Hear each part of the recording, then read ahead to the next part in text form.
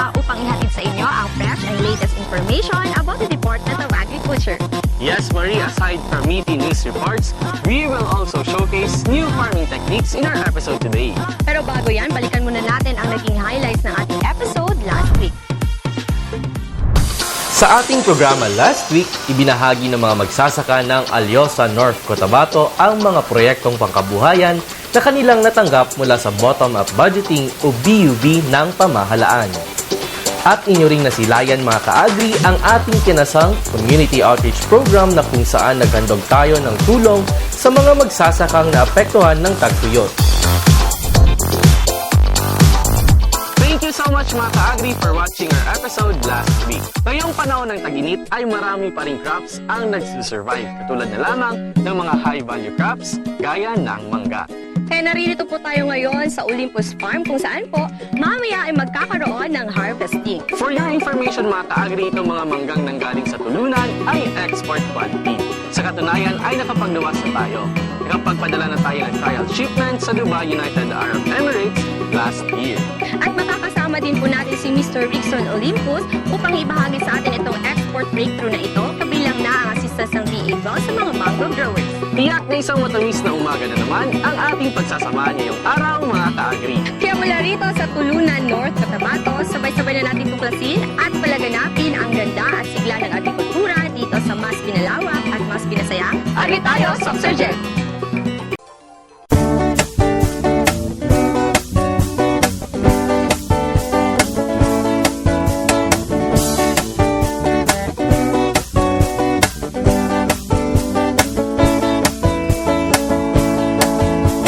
Magkamit ng dagdag na kalaman upang sa kahat palaisdaan mapagkakitaan ng mamamayan sa agrikulturang pangkabuhayan.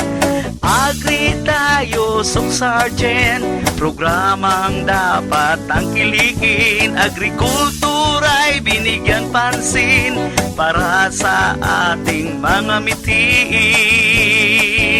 Ito'y programang pangkabuhayan at dito ika'y tutulungan. Agri Tayo Subsurgent, programang dapat tangkilikin. Agrikultura'y binigyan pansin para sa ating mga mitiin. Agri Tayo Subsurgent, programang dapat tangkilikin. Agrikultura'y binigyan pansin para sa ating mga mitiin. Agri Tayo Subsurgent, Agri Tayo Subsurgent, Agri Tayo Subsurgent, Agri Tayo Subsurgent.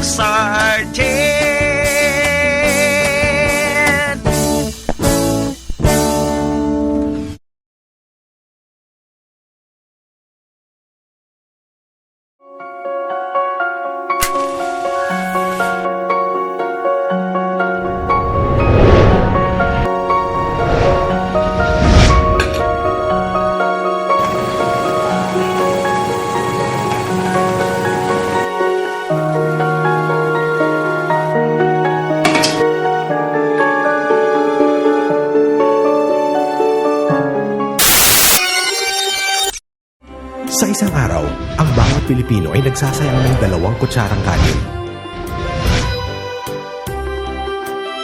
Katumbas ng mahigit na 1.7 million kilos kada taon na kayang magpakain ng 2.7 million Filipinos.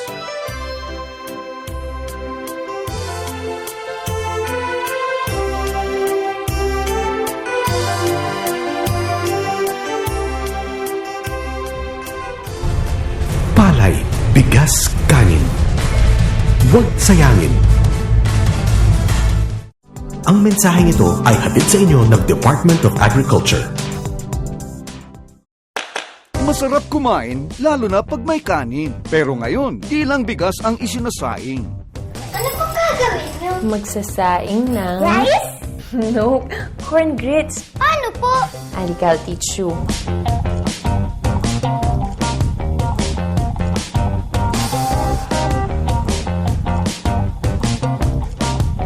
Kain na! Boy, sarap na? Maisustansya pa. Ang mensaheng ito ay hatid sa inyo ng Department of Agriculture. Sa ulo ng ating mga balita ngayong linggo, mga natatanging probinsya, lungsod at bayan pinarangalan ng Department of Agriculture sa taunang Agri-Pinoy Rice Achievers Awards. Bukod sa mga local government unit, mga outstanding local farmer technician ginawaran din ng parangal sa APRA 2016. Mga magsasaka sa North Cotabato, pinagkakakitaan ang pagtatanim ng alternative crops ngayong El Nino. At isang partnership meeting kasama ang mga LGU, SUCs at iba pang ahensya pinangunahan ng DA12. At para sa detalye ng mga balitang ito, narito si Miss Nerva Limba Ambuludto.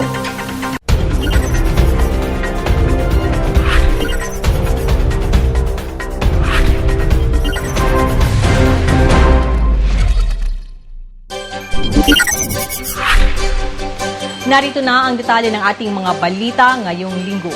Pinarangalan ng Department of Agriculture ang mga natatanging probinsya, lungsod at bayan na nakapagtala ng matataas na produksyon sa palay. Bukod sa mga ito, kinilala rin ng kagawaran ang mga outstanding agricultural extension workers mula sa iba't ibang panig ng bansa. Ang detalye ng balitang yan at ang iba pang makukulay na tagpo sa Agri-Pinoy Rice Achievers Awarding Ceremonies sa Pasay City. Tunghayan sa Agribalita ni Edgar Alan Sool. 39 na agricultural extension workers at local farmer technicians at isang local government unit ang nagbigay karangalan para sa Rehiyon 12. Pinarangalan ang mga outstanding AEWs, LFTs at LGUs sa ginanap na Agri-Pinoy Rice Achievers Awards noong April 20, 2016 sa Resorts World Manila sa Pasay City. Tumanggap ng tig 20,000 pesos at laki ang mga AEWs at LFTs, samantalang 1 milyong pisong halaga naman ng rice-based project ang iginawad sa lokal na pamahalaan ng Midsayap, Cotabato na naging Hall of Famer din dahil sa magkasunod na 3 taong pagtanggap ng Achievers Award ang LGU Midsayap. Ayon kay Agriculture Secretary Proceso Alcala, ang mga magsasaka at mga lokal na pamahalaan sa kanayunan ang itinuturing ng mga makabagong bayani dahil sa kanilang malaking kontribusyon sa larangan ng pagsasaka. Kayo po mga magsasaka at mga taga-lokal na pamahalaan ang nakatutok sa food security ng kanayunan ay itinuturing ng mga makabagong bayani sa panahon ito. Kinarangal po namin kayo dahil kayo po ang nagbigay ng kakaiba at napakahalagang kontribusyon para sa sektor ng pagsasaka. Ang agrikultura na kumakatawan sa halos 20% ng ekonomiya ng ating bansa ay patuloy na mag-aambag sa pagsulong at pag-unlad ng ating pong industriya. Ang RICE program ng Kagawaran ng Pagsasaka o DA ay katuwang ninyo sa pagpapatuloy po at pagpapatupad ng mga programa at proyekto tungo sa sapat at tuloy-tuloy na produksyon ng palay at iba pong pananim sa ating pagsasakahan. Dagdag pa ni Secretary Alcala, ang Pilipinas ang isa sa mga natatanging bansa na nakapagtala ng mabilis na pag-unlad na nasa tinatayang 2.28% mula sa taong 2010 hanggang 2015. Sa tulong ng mga magsasaka at LGUs, 4 na taong sunod-sunod na hindi bumaba ng 18 million metric tons ang ani ng Pilipinas. May pagmamalaki po natin na sa kabila ng matitinding kalamidad na naranasan ng bansa, sa huling 5 taon, tayo po ay isa sa mga natatanging bansa na nakapagtala ng pinakamabilis na pag-unlad ng tinatayang nasa 2.28% mula noong 2010 hanggang 2015. Ito pong administrasyon ito sa tulong ng magsasaka at ng ating mga local governments at ng kagawaran. 4 na taon pong sunod-sunod na hindi bumaba ng 18 million metric tons ang harvest ng Pilipinas. At ang tagumpay po na ito ay nakamit sa pamamagitan po ng unang-una po ang pagpapatuloy po ng pagbibigay ng suporta sa pananaliksik at paglikha ng mga bagong teknolohiya, lalong-lalo na po yung mga panlaban natin sa climate change. Pinasalamatan din ni Secretary Alcala ang mga Rice Achievers dahil sa kanilang kontribusyon at idiniin na ang tagumpay ng Rice Program ay nakasalalay sa pakikipagtulungan ng mga stakeholders mula sa siyentista, hanggang sa mga lokal na pamahalaan kasama ang pribadong sektor. Gusto ko po na karamihan sa inyo ay magpatuloy bilang isang tinig ng ating pong mga pamayanan sa ating pong kanayunan. Sa lahat po ng buong bansa natin, kami umiikot at ipinagliliwanag po natin na pwede na muli tayong mangarap ng isang magandang buhay kapag tayo ay maganda ang ani. At kayo po, sana among you ay magkapagbuo po tayo ng mga leaders na tatayo at magpapaliwanag sa ating mga kababayan. Mga leaders na totoong kayang magpaliwanag ng mga ginagawa at ginagampanan ng ating mga magsasaka at mangingisda. This time ako po'y natutuwa sa ipinakita po nating mga palabas po kanina ay nakita po natin ang mga bagong tinig po ng magsasaka. Isang magsasaka na totoong nasisiyahan. Isang magsasaka na marunong magpasalamat. Isang magsasaka na sinasabing natuto sila ng bagong teknolohiya. Isang magsasaka na handang makipagkaisa at makipagtulungan sa pamahalaan. Lubos din ang pasasalamat ng mga AEWs, LFTs at LGU sa natanggap na premyo at pinangako ng mga ito na ipagpapatuloy ang kanilang nasimulan para sa ikauunlad ng mga magsasaka sa rehiyon. Ang Agri-Pinoy Rice Achievers Award ay isang taonang kaganapan na pinangunahan ng DA National Rice Program bilang pagkilala sa mga outstanding LGUs, Irrigators Associations, Small Water Impounding System Associations, AEWs at LFTs na nagbigay ng mga makabuluhang kontribusyon sa industriya ng bigas sa Pilipinas. Nag-uulat para sa Agri Tayo Soc Sergeant. Ako si Edgar Alan Pasaon. Sa kaugnay na balita, binigyang pugay rin ng DA ang mga local farmer technicians na nagkaroon ng malalaking accomplishments bilang extension arm ng ahensya sa pagtuturo sa kanilang kapwa magsasaka ng mga makabagong teknolohiya sa pagsasaka. Sino-sino kaya ang mga outstanding LFTs mula sa Rion 12 na kabilang sa mga list of awardees? Mula pa rin sa Pasay City, kilalanin sa Agribalita ni Chat Muñez. Yes, mga kaibigan, magandang araw po, Soc Sergeant. Narito po tayo ngayon sa Newport Performing Arts Theater kung saan po ay sinasagawa ngayon ang awarding ceremony para po sa ating mga Agri-Pinoy Rice Achievers Award for 2015 kung saan po meron po tayong 39 agriculture extension workers at 4 na local farmer technicians at isa din po local government unit na magbibigyan po ng parangal ngayon. Ito ay pinangungunahan ni DA Secretary Proceso Alcala upang bigyang parangal ang mga provincial, city, municipal agriculturists, agriculture extension workers, local farmer technicians, Irrigators Association, Small Water Impounding Association, maging ang mga lokal na pamahalaan sa buong Pilipinas na patuloy na nakipagtulungan, nakipag-ugnayan sa kagawaran ng pagsasaka na marating ang kasapatan sa pagkain, partikular na sa bigas. Kanyang pinasalamatan ang mga lokal na pamahalaan at magsasaka dahil sa kontribusyon nito at ang paggamit nito ay dahil na rin sa pagbibigay ng mga makabagong teknolohiya mula sa mga researchers, tuloy-tuloy na pagsasanay, pautang, irigasyon at infrastructure at maging ang mekanisasyon. Ayon naman kay ASEC Edelberto de Luna, ang Rice Program Director, mayroong 12 probinsya, 16 na munisipyo at siyudad, 80 AEWs at LFTs na tatanggap ng plaque at cash incentives. Dito sa Rion 12, 4 na local farmer technicians ang pinarangalan na kinabibilangan ni Ariel Talamera ng Bangas South Cotabato, Orlando Aragon ng Carmen Cotabato, Leonardo Dupitas ng Lambayong Sultan Kudarat at Corly Liwa ng Maitom na tumanggap ng insentibong 20,000 pesos bawat isa. Mula po dito sa Resorts World Manila, kasama po si Edgar Alan Pasaon. Ito po yung ito si Chat Muñez na kukulat para sa atin tayo. Sa iba pang balita, isang partnership complementation meeting ang ipinatawag ng DARFO 12 kasama ang mga lokal na pamahalaan, state universities and colleges at iba pang government agencies kung saan hinikayat ng mga ito na mag-propose ng mga proyekto na maaaring ipatupad sa ilalim ng Philippine Rural Development Project. Para sa dagdag na detalye, maki-Agribalita kay Carl Ulysses Aguilion.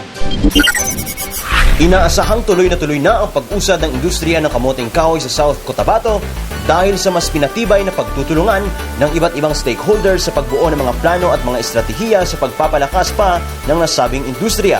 Nitong 15 lamang ng Abril ay nagsagawa ang Local and National Level Planning or IPLAN component ng Regional Project Coordination Office 12 sa pakikipag-ugnayan sa counterpart nito sa Project Support Office Mindanao ng isang situational analysis at pagpupulong para sa cassava industry. Ang layunin ng aktibidad ay upang matukoy ang mga hamon at isyong kinakaharap ng mga industry players ng cassava sa South Cotabato. Ang mga ito ay nakabase sa value chain analysis na natukoy na rin sa Provincial Commodity Investment Plan o PCIP. Ayon kay PSO Mindanao Planning Specialist Serino Tila, mahalaga ang pag-uusap sa pagitan ng mga stakeholders upang hindi lamang matukoy ang mga balakid sa pag-usad ng industriya, kundi pati na rin ang pagbibigay ng solusyon sa mga ito. Kasama sa mga nakilahok sa aktibidad ay ang Office of the Provincial Agriculturist ng South Cotabato, Provincial Planning and Development Office, Land Bank Coronadal at Department of Trade Industry 12. Nagpakita rin ng partisipasyon ang Polo Samahang Nayon Multipurpose Cooperative at ang Self-Reliant Multipurpose Cooperative na mga bahagi ng 39 million pesos Production and Marketing of Cassava Granules Project ng Philippine Rural Development Project o PRDP. Isa sa mga magiging major output ng aktibidad ay ang pagsisimula ng paggawa ng program contract sa pagitan ng Department of Agriculture, PRDP, at ng iba pang mga government agencies na magpapatibay pa sa implementasyon ng Provincial Local Government Unit ng kanilang PCIP. Ang cassava ay ang isa sa mga priority commodity ng lalawigan ng South Cotabato. Balitang PRDP pa rin, isang partnership building activity ang isinagawa ng Regional Project Coordination Office ng Department of Agriculture 12 para sa Philippine Rural Development Project sa pakikipagtulungan sa Project Support Office Mindanao. Ang layo ng aktibidad na ginanap sa Coronadal City ay upang maipakilala ang PRDP, lalo na ang enterprise component ito, sa ibang ahensya ng gobyerno at state universities and colleges. Ilan sa mga dumalo sa pagpupulong ay ang Department of Trade and Industry 12, Department of Agrarian Reform 12, at Department of Environment and Natural Resources 12. Nandoon din ang mga attached agencies ng ahensya gaya ng Philippine Crop Insurance Corporation, Philippine Carabao Center at National Meat Inspection, pati na rin ang mga SUCs na kinabibilangan ng University of Southern Mindanao, Mindanao State University Jensan at Sultan Kudarat State University. Nakibahagi rin ang mga representante ng mga provincial local government unit ng 4 na lalawigan ng Socsargen. Inihayag ng Project Support Office Mindanao nang naturang aktibidad ay naglalayong maikonekta ang mga proyekto ng ibang ahensya ng pamahalaan sa Rehiyon 12 sa PRDP, lalo na sa enterprise component nito. Sa iba pa nating balita, namahagi ang DA Philippine Crop Insurance Corporation ng mga tseke sa mga magsasaka sa Tulunan North Cotabato sa ilalim ng DA PCIC WARA o Weather Adverse Rice Areas at Accident Dismemberment Security Scheme Program noong 15 ng Abril. Nagkakahalaga sa 300,000 pesos ang mga tseke na nagsilbing indemnification payment sa 42 benepisyaryo at personal na iniabot ni PCIC 12 Regional Manager Elias Catulong. Nag-uulat para sa Agri-Tayo Socsargen. Ako si Cardi Luces Aguilion. At sumainyo ang unang raksada ng ating mga balita. Susunod. Ilang alternative crops gaya ng pakwan at munggo pinagkakakitaan ng mga magsasaka sa panahon ng El Nino. Ang detalye ng mga balitang yan susunod na sa pagbabalik ng Agri-Tayo Socsargen. Alam niyo ba na higit sa 1 bilyong kataong pinagkikitaan ang pagsasaka ng palay? Ayon sa isang survey, ang palay rin ang isa sa pangunahing itinatanim ng mga magsasaka sa anumang panig ng daigdig.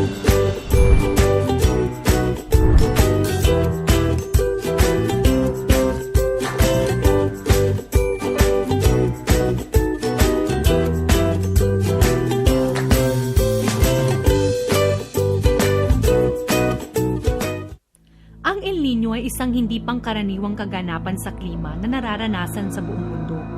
Umiinit kasi ang karagatang Pasipiko, kaya nagiging mainit at maalinsangan din ang buga ng hangin. Tumatagal ito ng 8 buwan, minsan higit pa sa 1 taon. Naulit din ito tuwing 2 hanggang 7 taon. Iba-iba ang pagitan, kaya mahirap hulaan. Ang pinakamaganda, maging laging handa, lalo na yung mga pinakaapektadong lugar. Huli tayong dinalaw ng El Nino taong 2010, kung saan libo-libong ektaryang sakahan sa bansa ang natuyo. Nagkaroon din ng malawakang kakulangan sa tubig, pagkamatay ng mga lamang dagat, pagbaba ng produksyon ng mga pananim, malnutrisyon at pagtaas ng mga bilihin. Hindi biro ang mga epekto ng El Nino, kaya't wala man sa kamay natin ang pagdating nito, harapin natin ito ng may kaakibat na solusyon.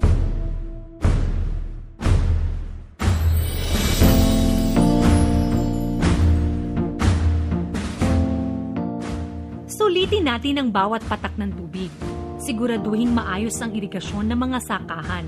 Dapat malinis ito at walang masyadong damo. Takpan ding mabuti ang mga butas para hindi tumagas ang tubig. Gawing 2 sentimetro lang ang taas ng tubig sa irigasyon. 25 hanggang 30 araw mula lipat tanim. Pag husto na ang tubig sa sakahan, isarado na ang mga kanal para hindi maimbak at masayang ang mga sobrang tubig. Buksan na lang ulit ang tubig sa irigasyon pag tuyo na ang lupa. Maaring gumamit ng cloud seeding, ang paglalagay ng chemical sa ulap para bumigat ito at mapabilis ang ulan. Ang mga karaniwang chemical na ginagamit dito ay asin, dry ice at silver iodide. Dapat imbaking mabuti ang tubig galing dito dahil hindi ito basta-bastang proseso. Sa pagtatanim, piliin ang mga palay na mabilis gumulang at pwede agad anihin, tulad na lang ng PSB RC14, RC28, RC80, RC82 at IR64. Mas matagal kasi ang pag-ani, mas mataas ang tsansang matuyot ang tanim. Magtanim sa paraang sabog tanim o direct seeding. Sa paraang ito, hindi na kailangang magbungkal dahil mas maikli ang proseso, mas makakatipid sa tubig at mas mapapaaga ang pag-ani. Piliing itanim ang mga gulay na di masyadong nangangailangan ng tubig, tulad na lang ng bawang, sibuyas, pechay sigarilyas at pigeon pea. Gamitin ang dayami na pantakip sa lupa. Mapapanatili na ang halumigmig ng lupa, maaari pa itong ipakain sa alagang hayop. Maganda ring ipakain sa alagang hayop ang tubo na may pulot. Legumes na maaring itanim kahit sa loob ng bakuran. Sorghum, uraro, saging, kamote, kamoteng kahoy at sarang damo at iba pang halaman sa sakahan na hinaluan ng asukal. Mas tipid to kaysa sa mais. Madalang at mahal kasi ang mais kapag tagtuyot. Huwag ding kalimutang bigyan ng mineral block ang mga alagang hayop para malakas ang resistensya nila sa mahabang tag-init. Kung ang alaga mo ay baboy o baka, dapat alam mong hirap silang mabuntis kapag sobrang init ng panahon. Malamang, kakailanganin nila ang artificial insemination. Magpatulong sa livestock technician sa lugar nyo para maayos na maisagawa to. Kung isda naman ang inaalagaan, piliin ang mga klase ng isdang hindi masyadong apektado sa tagtuyot. Bukod kasi sa pag-init ng tubig, umaalat din to kapag tag-init. Ilan sa mga isdang kayang tumagal sa El Nino ay hito, tilapia, bangus, at dalag. Marami pa tayong kayang gawin para maghanda sa El Nino. Para malaman ang lahat ng to, sumangguni sa pinakamalapit na opisina ng Department of Agriculture. Hindi lang kayo basta tuturuan ng iba't ibang paraan para maghanda. Tutulungan pa kayong magkaroon ng mga kagamitan at magsimula ng mga programa para rito. Sa susunod na pagbisita ng El Nino, sama-sama nating haharapin to. Huwag mag-alala dahil walang mawawala kung lagi tayong handa.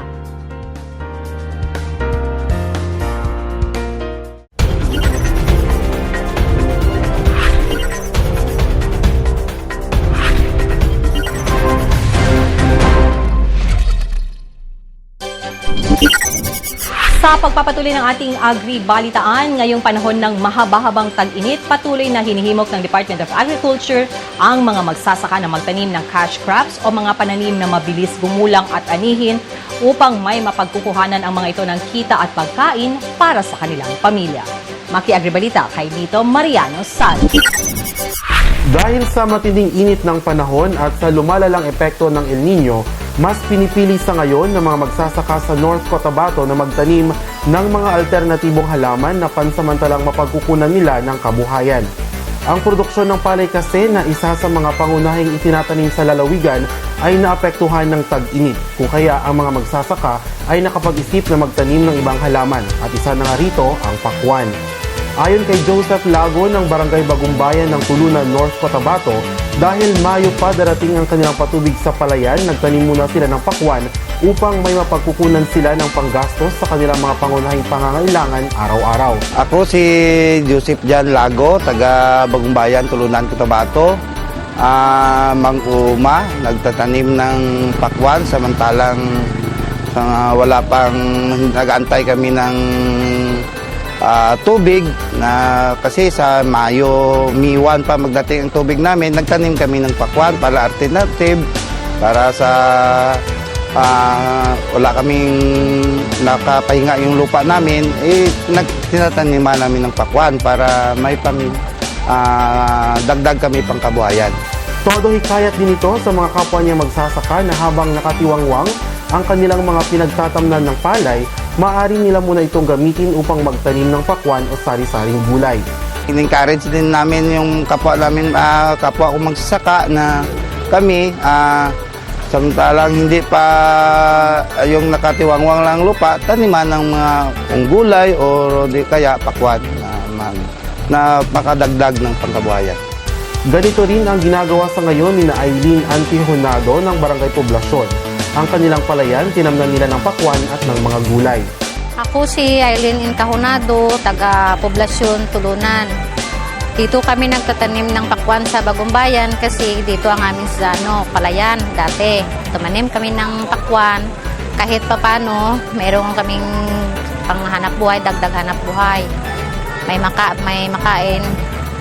Tapos lahat ng gulay tinatanim namin hanggang mabuhay kami, may pangbili ng kung anong makain namin sa pamilya. Maliban sa pakwan, nagtatanim din sina Aileen ng sitaw, alugbate at kamatis. Hindi lang pakwan tinatanim namin diyan sa may lupain na tinitirahan namin ngayon. Sitaw at saka alugbate at saka kamatis. Pagtatanim din ng gulay sa ngayon ang pinagkakaabalahan ni Ginang Merlinda Almerante.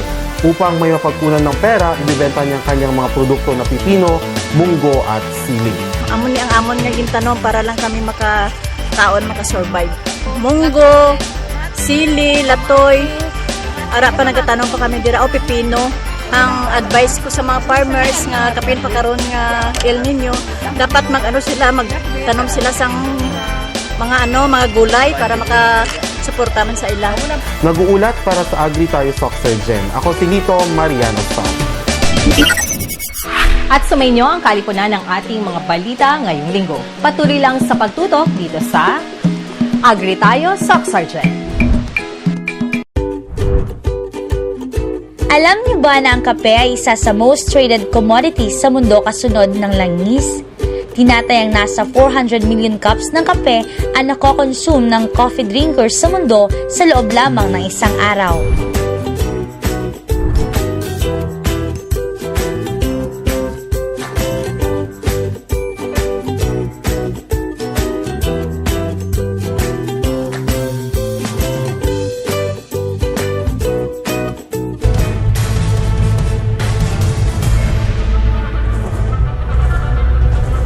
Palay,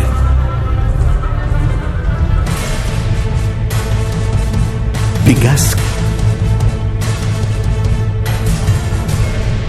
kanin,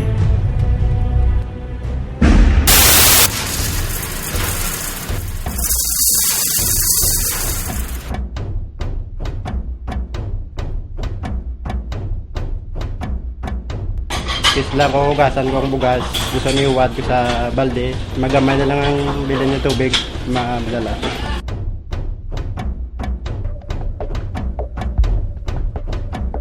Tiyan na bes, manada kanon elton sayang, kaya takema, di takedalang tustus. Sa pwede obserba ng mga okasyon, tiyan kita, nada gente ta saka manada kumida, specialmente con el kanon.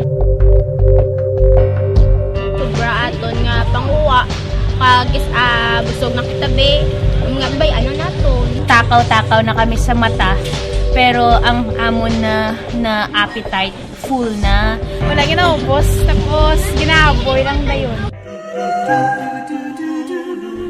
magbayo, di ta masiguro in way roon maasag. Sa ang kanda suway amin biyak sa natur magbabayo.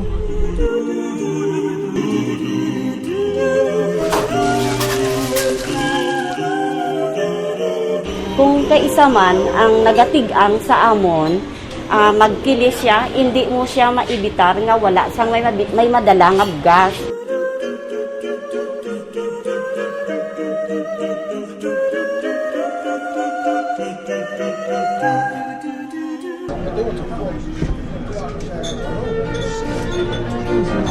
Palay, bigas, kanin. Huwag sayangin. Ang mensaheng ito ay hatid sa inyo ng Department of Agriculture.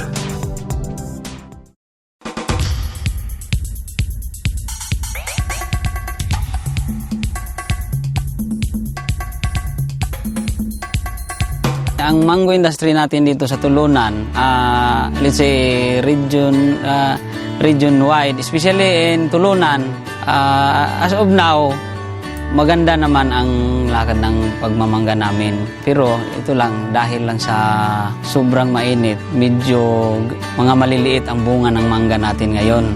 So ang ini-expect namin na tumataas yung harvest namin, medyo hindi makarating sa expect namin na tonelada ang i-harvest. Ang presyo natin ngayon hindi katulad nung nakalipas na taon. The 2 successive years, sobrang mababa ang presyo. Umabot tayo sa 5 pesos per kilo. Meron pa nga umaabot sa 3 pesos per kilo farm gate price. Pero sa ngayon, dahil ako'y nagko-consolidate din ng mangga dito sa Tulunan, dito sa North Cotabato, kumukuha din tayo ng presyo sa farm gate at 28 pesos per kilo sa ngayon. Ito na natikman na namin, umiepekto na yung tulong ng Agricultural Marketing Assistant ng Department of Agriculture.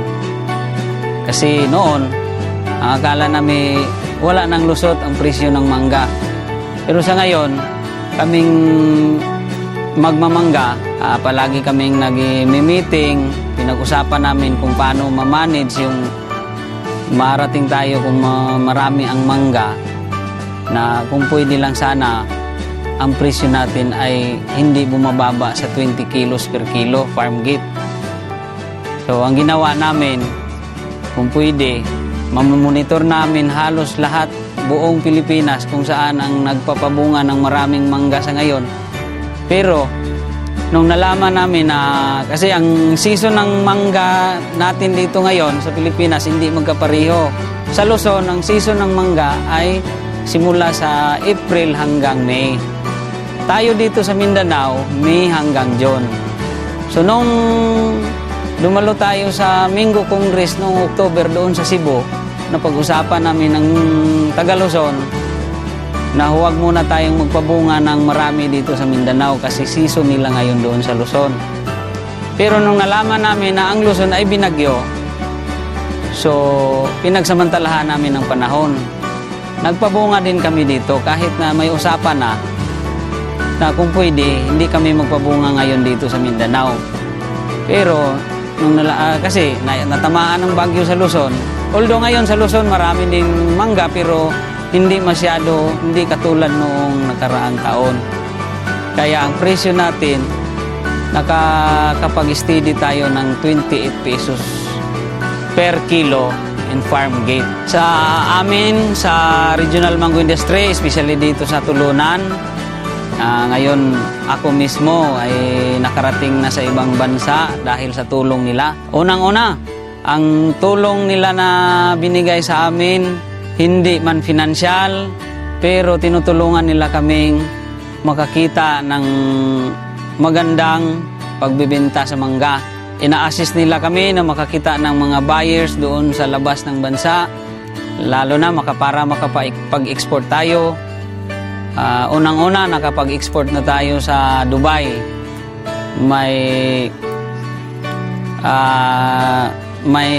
Nakalawa na tayo magpadala ng mangga sa Dubai.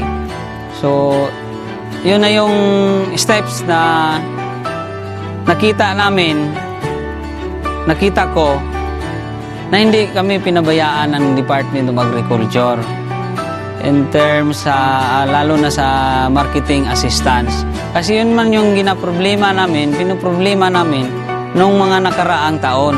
Marami kaming mangga. Unang-una, ang gobyerno lumapit sa amin, tinutulungan kami paano magpuproduce ng maraming mangga. So, nung lumabas na ang maraming mangga, nahirapan naman kami magbenta kasi sobra ka maraming mangga na naproduce. So, yun na rin ang inaano namin sa Department of Agriculture, sa government, na tulungan nila kaming maghanap ng paraan na makabenta ng mangga kahit dito sa Pilipinas man o sa ibang bansa. Sa ngayon, ang tulong na naibigay ng Department of Agriculture sa namin magmamangga dito sa Region 12, sa kami dito sa Tulunan, ay yung maghahanap ng magandang buyer sa labas at kahit dito sa ating bansa. Nakapunta din ako doon sa Singapore. Ako'y napipili din ng Department of Agriculture na makapunta doon. Sila'y tumutulong din. Ang aming LGU at saka sa Regional DA na makapunta ako doon. Maganda talaga kasi ang dami-daming nangangailangan ng mangga doon. Sa ngayon, ongoing ang transaction natin, ongoing ang dealing natin doon sa mangga ng Philippine Mango, especially dito sa Region 12. Maraming mga buyers na nakakagusto ng mangga natin. Maraming salamat po sa Department of Agriculture, sa grupo ni Ma'am Amalia Datukan, ang ating director po ng Department of Agriculture, sa mga tulong na pinaabot nyo sa amin na magmamangga ng Region 12. Malaking tulong po talaga ang naibigay nyo sa amin, lalo na kaming magmamangga ngayon. Kahit na may El Nino pero hindi kayo nagpabaya sa amin, tinutulungan nyo kami. Ito na ang mangga, marami ang mangga at sa kayo rin, hindi nyo kami pinabayaan na tulungang makapagbinta ng mangga namin na ma-maintain yung presyo na hinahanap namin.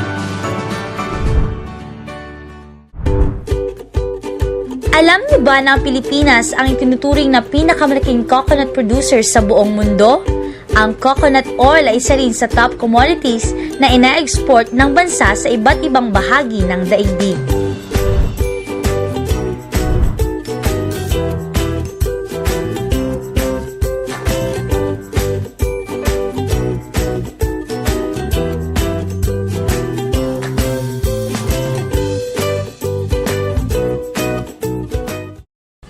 Anong baon mo? Meron akong cookies, juice, at chips. Ikaw? Meron akong apple, biscuit, water, at puting mais. Puting mais? Bakit meron ka ba? Sabi kasi ni Mommy, ang puting mais ay sagana sa nutrisyon. At nagbibigay sa akin ng energy. Pagod na ako. Buti ka pa, mabilis ka tumakbo at di mabilis mapagod. Kaya nga lagi akong kumakain ng puting mais para iwas sakit at pure energy para sa batang maliliit. Ito, kain ka din.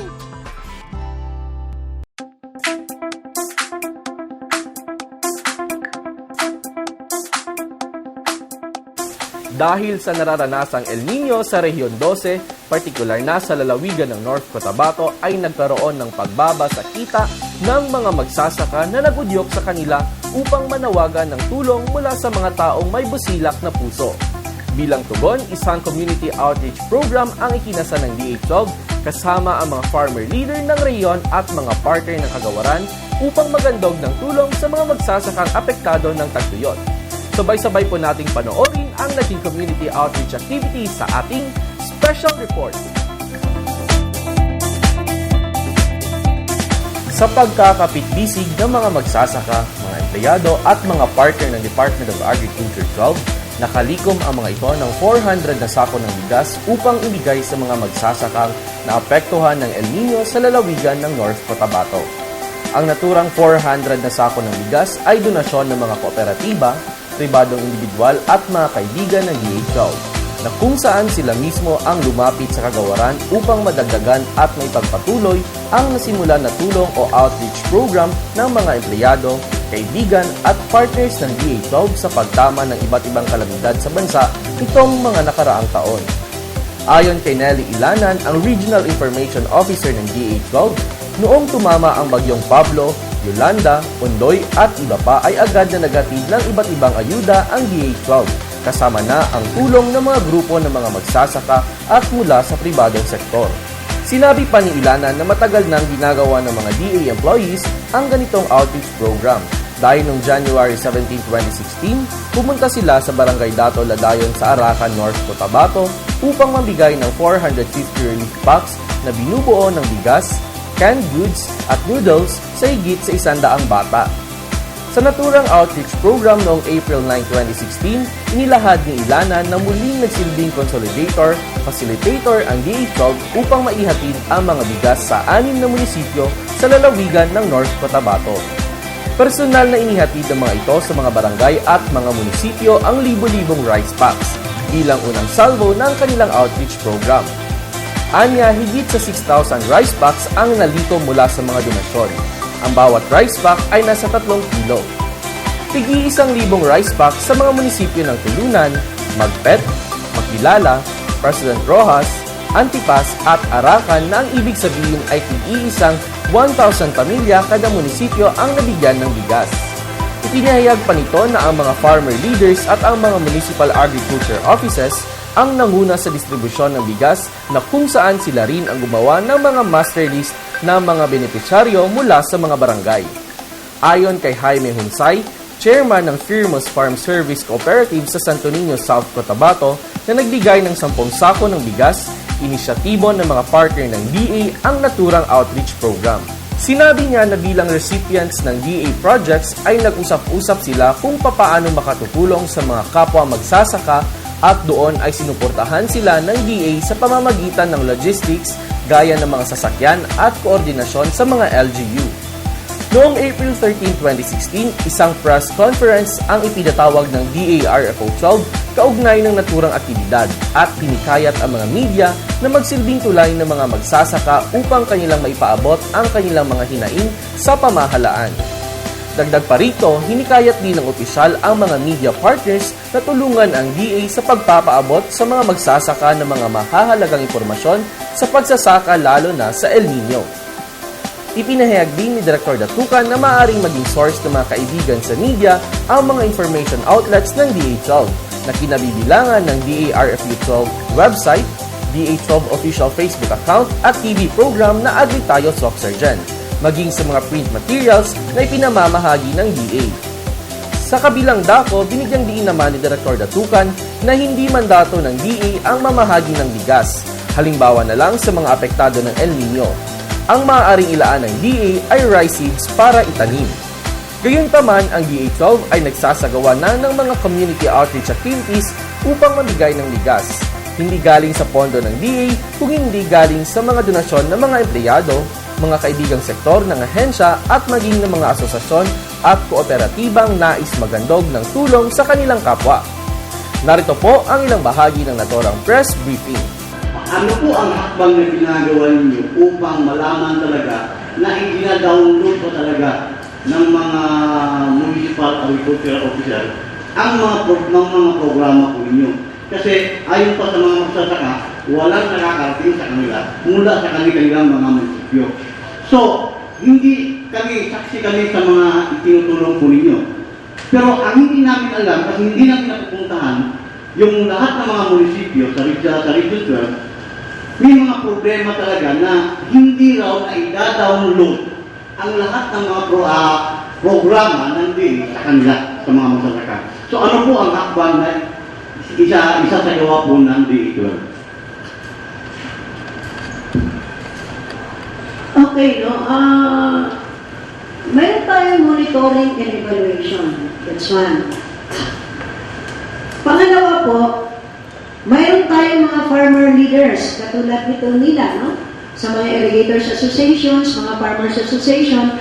Kapag po tayo ay nagbibigay, lalo na ng seeds, may pre-listing po yan kung saan kung saan na area, tapos anong association, sino ang mabibigyan.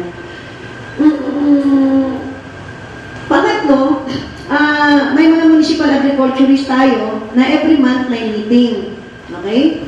And then pang-apat, yung pong ulat sa bayan or mini ulat sa bayan at saka yung open namin na text line na through sa inyo, ay sana po ay masabi kung saan po ito ng munisipyo, saan na lugar, para po matutukan natin kung sino ang dapat managot.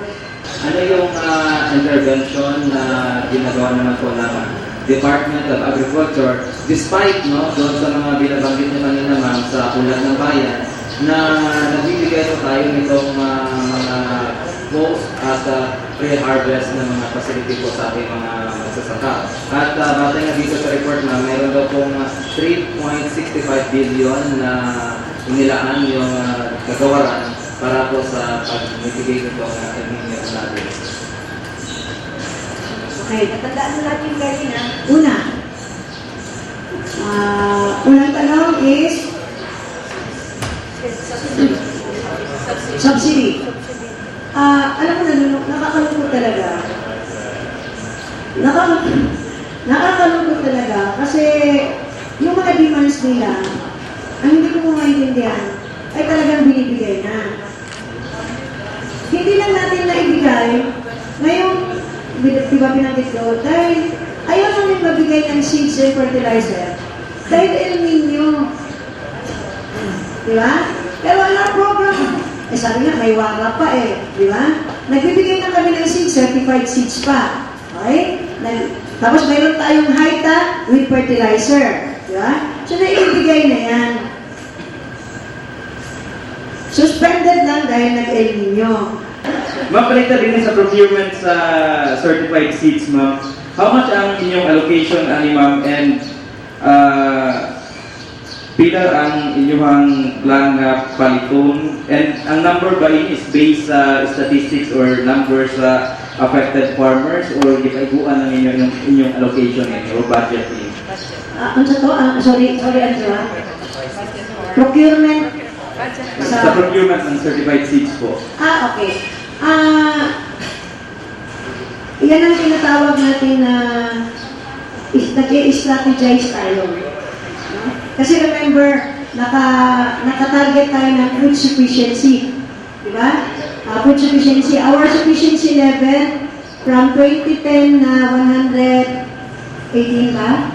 Umakyat tayo ng 129, pinakamataas natin in 2013. In 2014, nag-128 tayo. In 2015, 127. In 2015, naging 120% tayo.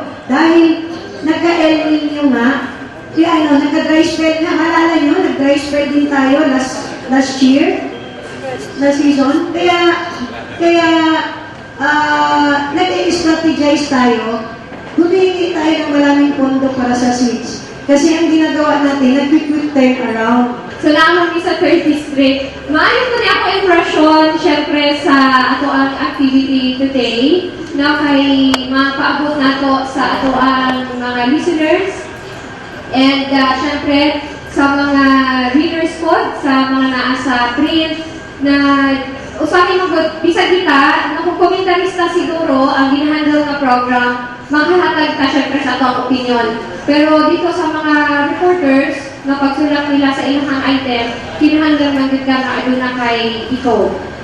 Naka-create itong rally o nagkadaiyang opinion nga ineffective man ang gobyerno o dili, makita mo yun. Kita nga taga-deliver na ako sa sigari bitan sa kuan, nag-away-away na ang mga media national and local. Mas kita man ang nakabalo sa tinuod nga pagkitabo unsay nagpaluyo sa rally. Unsay mga affiliations sa mga anaa dito. Pero syempre, ang tinguha kita nga naapod sa media, ito ang tinguha ni ini, regardless siguro kung sa ilang affiliation. Kung na may katong mga affiliations nila nga sasama ni ato, pausap po kita makatabang para mabalik po nilang loob sa gobyerno. No? Kaya tanong ako, dili po nato sila makumbinsi kung dili po nila makita ba nga ang gobyerno nagababa po din sa barangay. Sirang-sira talaga ang mga farmers sa North Cotabato sa ibang lugar. May pumunta ditong taga-Yukan, Yukan, na yung sa church ng Yukan newspaper, media ng Catholic Church, nagkuha ng opinion regarding sa farmers kasi ginamit talaga ang mga farmers. Alam niyo ba na ang Pilipinas ang itinuturing na pinakamalaking coconut producer sa buong mundo? Ang coconut oil ay isa rin sa top commodities na ina-export ng bansa sa iba't ibang bahagi ng daigdig.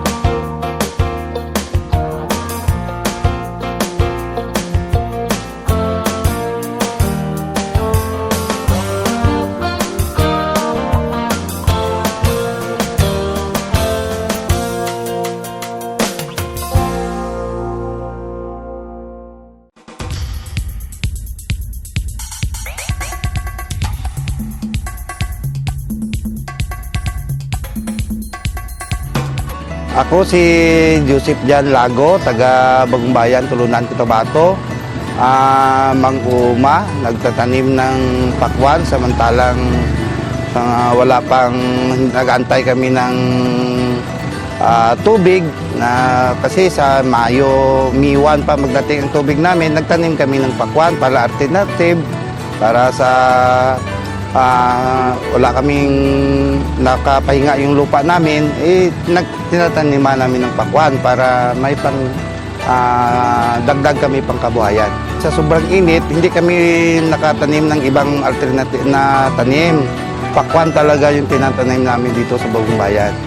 Yung sa iba naman, yung medyo mabasa-basa pa yung malapit sa irrigation, ang iba nagtanim din ng munggo para pang dagdag ng pangkabuhayan nila. In-encourage din namin yung kapwa namin, kapwa ko magsasaka na kami, samantalang hindi pa yung nakatiwangwang lang lupa, taniman ng mga gulay o di kaya pakwan na makadagdag ng pangkabuhayan. Ako si Artemio Lago, taga Bagong Bayan, Turkuan. Ang amon nga natanom, pakwan. May haraman mga gulay, halimbawa, plus ka ng mga balatong god. Tigagmay-gagmay man lang, tama-tama lang man nga makakuan, mga gulay. Amo gani karon sige pagitanom namon kay siyempre way pa man sing tubig. Siyempre bisan bala na basta makatanom lang mi kung ano lang maabtan. Ako si Aileen Intahonado, taga Poblasyon Tulunan. Dito kami nagtatanim ng pakwan sa Bagong Bayan kasi dito ang aming palayan dati. Tumanim kami ng pakwan. Kahit papano, meron kaming panghanap buhay, dagdag hanap buhay. May makain. Tapos lahat ng gulay tinatanim namin hanggang na mabuhay kami, may pangbili ng kung anong makain namin sa pamilya. Hindi lang pakwan tinatanim namin diyan sa may lupain na tinitirahan namin ngayon. Sitaw at saka lugbati at saka kamatis. Sa kapwa ko magsasaka ngayong El Nino, lahat ng tanim kahit ano magtanim tayo ng mga gulay at saka pakwan kung ano man nasta mabuhay tayo kasi ang init ngayon mahaba-haba rin. Mga ka-agri, kahit may El Nino, kita ay sigurado kapag mga magsasaka ay nagpaplano. Tama ka dyan, Christian, dahil sa panahon ngayon, dapat wise at innovative ang ating mga farmers. Mga ka-agri, kung nais nyo pong malikad ng ating episode today at ang iba pa nating episodes, please visit our social media accounts.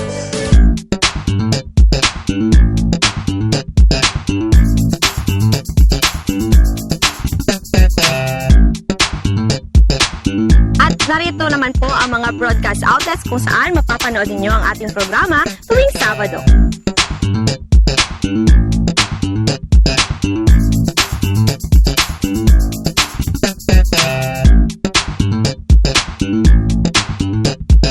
Please look at our program's overview for next week.